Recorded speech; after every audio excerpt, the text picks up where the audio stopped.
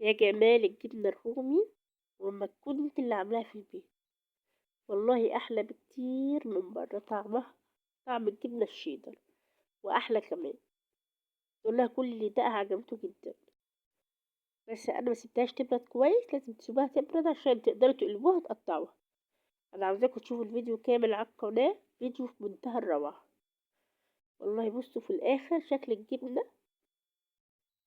اتمنى يا رب ان هي تعجبكم. معلش يا جماعة انا واخدة برد، انتوا عارفين اليومين دول مش متظبطة في البرد يعني. الناس كلها عندها برد الحمد لله. ده بعد ما ضربته في الخلاط الجبنة، طريقة سهلة جدا في الكبة، وهحط لها فلفل اسود.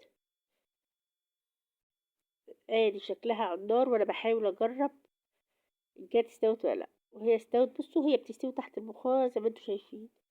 اتمنى الفيديو يعجبكم.